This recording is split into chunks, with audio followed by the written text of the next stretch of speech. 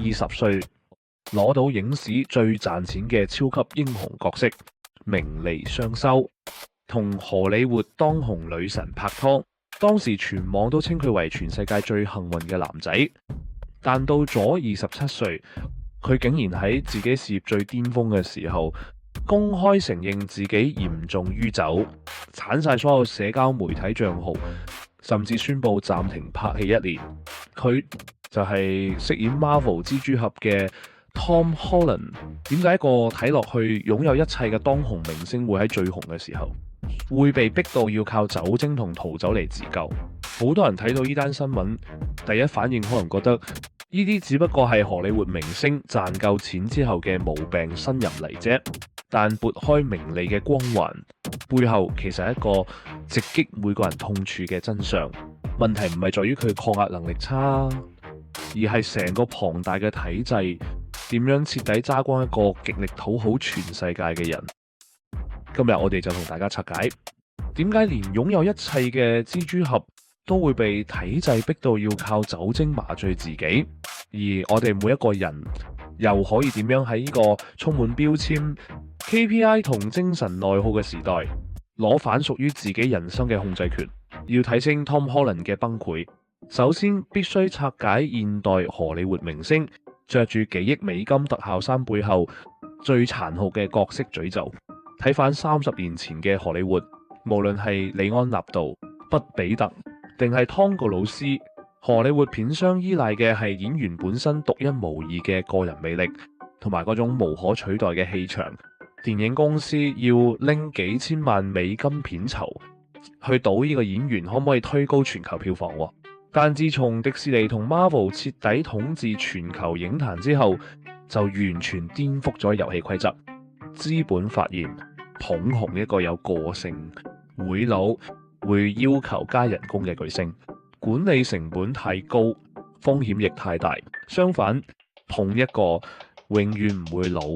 隨時可以換人做嘅超級英雄 IP， 先至係最吸金嘅搖錢樹。簡單啲講，現代片商賣嘅唔再係演員，而係 IP 本身。觀眾買飛入場睇嘅係蜘蛛俠，而唔係睇 Tom Holland 呢。喺資本眼中，演員嘅本質被降班成為一個着住幾億美金 CGI 特效戰衣嘅打工仔。你個人嘅所有特質都要徹底讓條路俾個角色設定，你嘅靈魂俾呢個巨型 IP 徹底吞噬。Tom Holland 唔係冇察覺到呢個危機，喺拍完蜘蛛俠之後，佢好想擺脫呢個超級英雄標籤，於是佢接拍咗講述 PTSD 同毒癮嘅暗黑電影 Cherry， 之後再主演以多重人格為題材嘅驚悚劇 The Crowded Room， 試圖向全世界證明自己係一個有深度嘅實力派演員。但殘酷嘅現實好快就狠狠打咗佢一巴，影評人同大眾一早就將佢定咗型，佢飾演嚴肅正經嘅角色就俾人鬧用力過度，演得生硬，去拍冒險動作片秘境探險，觀眾依然覺得佢只係嗰個無着到蜘蛛俠件衫嘅高中生 Peter Parker。當一個演員嘅靈魂被體制直接簡化成為一個商業標籤嗰陣，無論佢點樣掙扎都跳唔出呢個框架。嗰種深層嘅無力感同窒息感，就係所有精神內耗嘅起點。講到呢度，可能有人會問，就算俾角色定咗型，但都已經賺到幾千萬美金片酬，忍一忍咪得咯？點解會搞到要靠酒精麻醉自己？咁就帶出咗呢個故事最致命嘅一環，體制嘅無情，偏偏撞正佢性格最大嘅死穴，就係嗰種聽話乖仔心態，一步步將佢逼上絕路。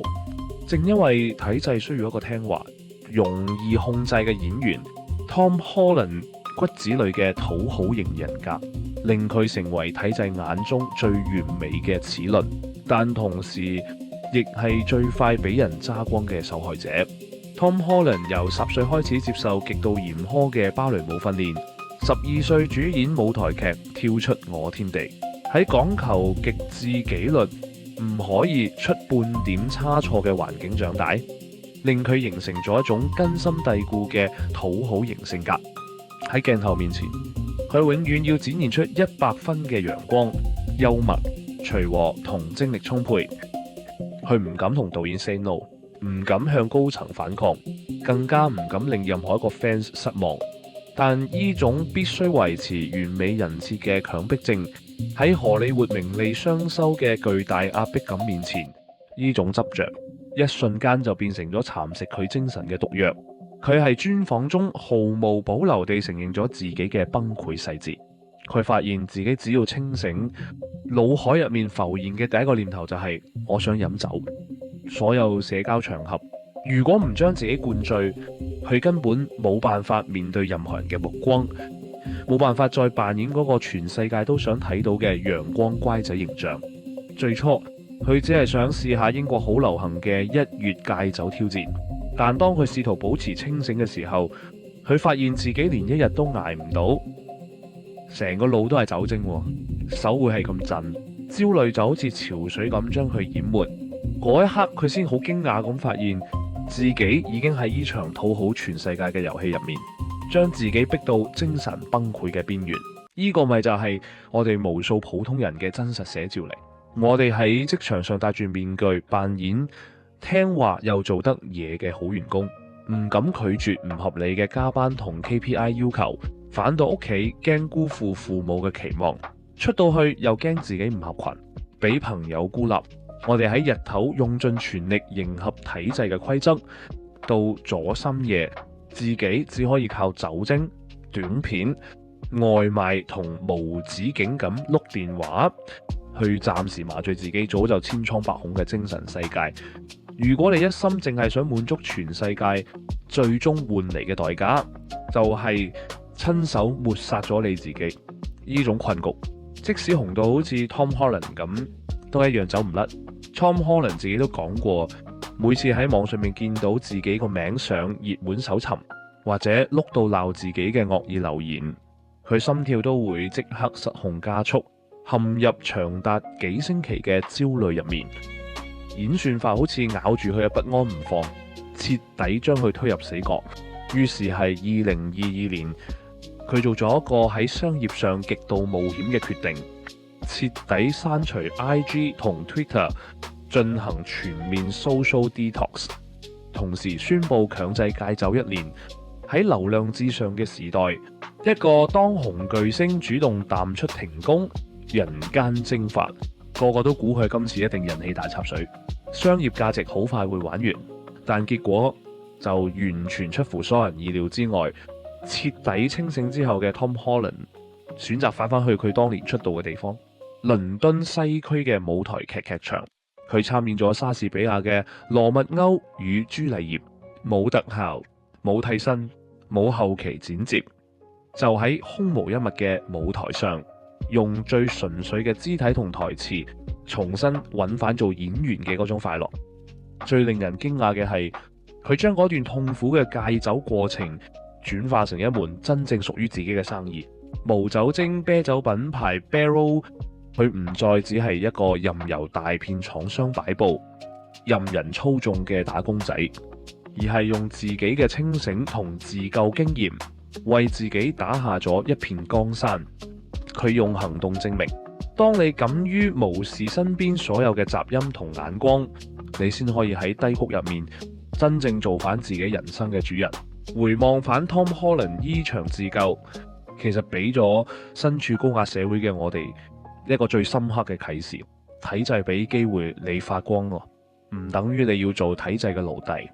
無論係超級英雄套戰衣，定係我哋為自己貼上嘅各種光環，例如名校生、大公司光環，甚至係乖仔乖女形象。呢啲標籤或者可以帶嚟短暫嘅安全感同虛榮，但講到尾，呢啲標籤只係資本套喺你身上嘅無形枷鎖。你可以追求世俗所講嘅成功，但千祈唔好將自己嘅存在價值完全綁死喺人哋嘅目光同掌聲入面。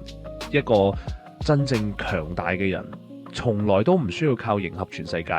嚟證明自己活着嘅意義。喺影片結束之前，想問下大家，當你發現呢場名利遊戲開始喺度摧毀緊你嘅靈魂嗰陣，